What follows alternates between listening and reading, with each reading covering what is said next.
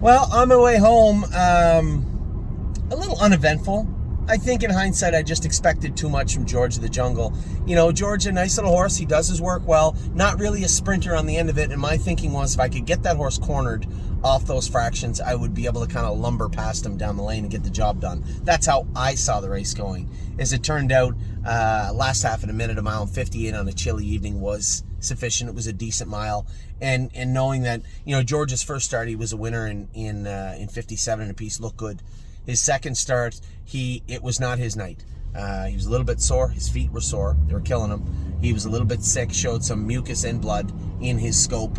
So we couldn't train him up real hard. Coming into his third start, Chris drove him real tidy, and he raced really well. Well, coming into tonight, again, we had not trained him hard in between. He'd already made the final. There was no need to really blast him in between starts. And we were trying to get the least amount of work in between starts, but maximize his race.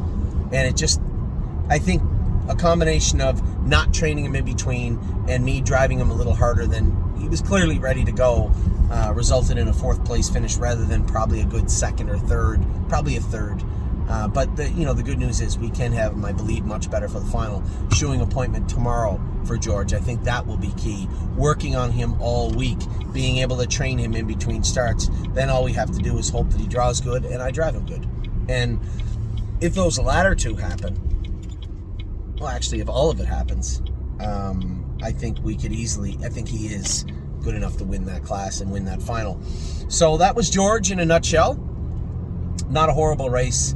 Not the race I hoped, but again, he did what he could, and I was expecting just a hair too much.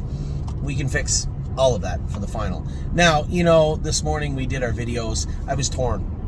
I'm not a military person. Obviously, I'm in the U.S. right now. Certainly not a U.S. military person, but very proud of my family. And I didn't mention Veterans Day, or as it is in Canada, known as Remembrance Day yesterday, and that bothered me. As I said, I'm proud. My grandfather, James McDonald, I always knew him as James Fiddler McDonald.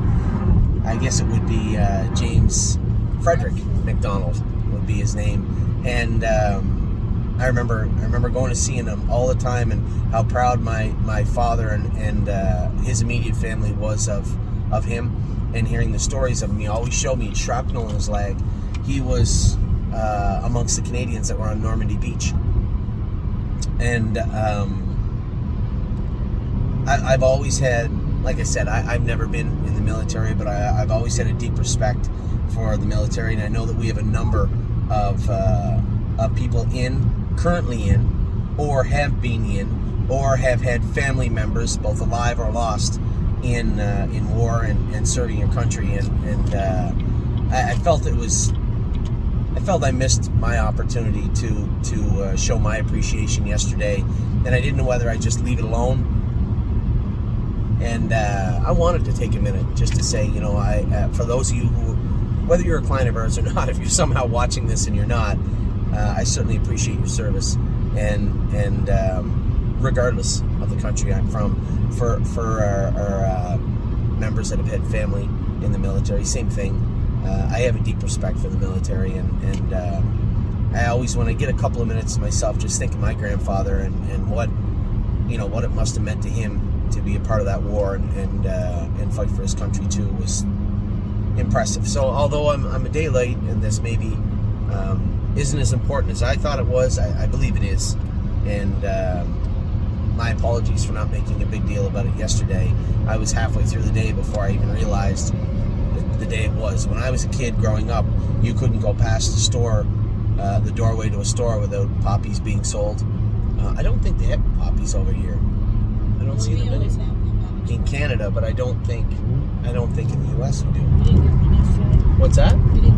I don't think it's a symbol in the U.S. Maybe I'm wrong. A poppy?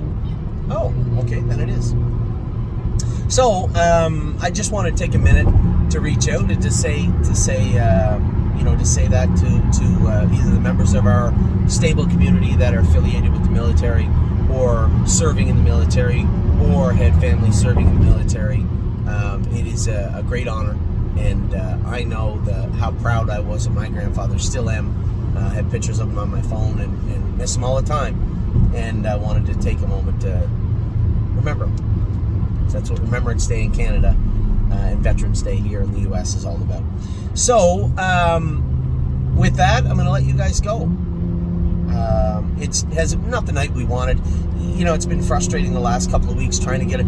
Drebin didn't get in. I know Jim and a number of my partners on Drebin maybe don't want to hear this, but he's heading back to Ontario. He's going to race Monday at Mohawk. Drebin is a different horse now than when he came here, and I think he'll do very well. I had a real long conversation with James tonight about Drebin, and I put it quite frankly to him. There's a non-winners of blah, blah, blah, optional 3-year-old 80,000 claimer that I think Drebin would fit very, very well. I simply looked at the horse that James drove in that class last week, said, who's the better horse? James said Drebin is the better horse of the two, and I think he can win that class. We have a spot for him. The reason that's so important, I was angry because I thought we didn't get in because they were playing the Ohio owned and bred first, but it wasn't. Drebin didn't get in because he had one division, and all horses in that race raced on Halloween. He raced on November 1st. So it's just full. That class is super full, and by the time we get him in and get him raced once, Memory and Imagination and Irresistible Sun will be pretty much ready to go. So again, I thought in my head he would be racing his way to that level of 10, and then we would make a decision with him. Instead, he's got lots of room to race up through there. We're just going to run into another situation where we have a number of horses for the same class. Now, I personally believe that Irresistible Sun will excel right here at Northfield, and Memory and Imagination could race his way through the classes at the Meadows. But that still doesn't fix the problem at hand, which is can't race every 2 or 3 weeks, right? And as it stands, you'll likely get in every week, especially with that tag. His tag is 50% as a 3-year-old. That's 120,000 Canadian. That's more than he's worth. Way more than he's worth. So it's an easy spot for Drebin to fit in. So we're going to pull his papers. We're going to have Dominic enter him for Monday. We trained him up today sufficiently to race Friday, but maybe a little light to race Monday. So he'll train again before he leaves on the truck for Ontario. So Drebin will be heading back to Ontario. 3 Point Blue Chip's the only one that can in Friday at Northfield Park, or at Dayton. What's that? You still have Have who? 3 Point Blue Chip. Absolutely we do. He's been racing great for us. We had him when he was 2, and then we sold a big chunk of him back to the breeder, and they gave him to another trainer to train down. He got injured in his 3-year-old year. He only qualified once as a 3-year-old, and then, or he raced once as a 3-year-old, and then they decided to give him the rest of his 4-year-old season off. So he hadn't raced in almost 2 years when he started racing this summer, and we got him back, and he's raced pretty well every start. Raced good again the other day, finished 3rd. He's found a good spot for him in Dayton, so I like that spot for him. I just need our horses to get in consistently, and you know, I was just telling a couple of our clients today, we have the right horses and we have the right classes. They're just not going consistently enough, and it's tough to get them in. Then poor I'm Fancy Like draws the 8-hole again. Brought her back out of New York to bring her home, only to draw 7-8-8 in her first 3 starts at Northfield Park.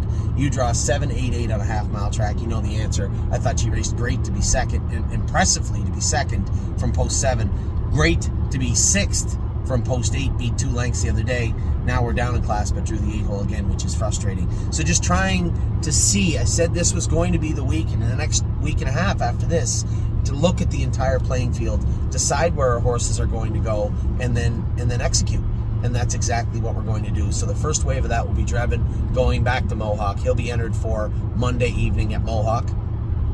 There'll be he's going to wait to leave until we know he's in to go. That would be catastrophic to enter him, have him knock it in, and then land in Ontario. But I suspect he'll be in on Monday, and then figure out where everybody else is racing. So I will talk. Many of you had sent me emails about some ideas for a Black Friday sale. I think somewhere in that mountain of emails there's some pretty cool ideas. So I've been talking to John this evening about it. We'll probably have something in the works as we get closer to Black Friday.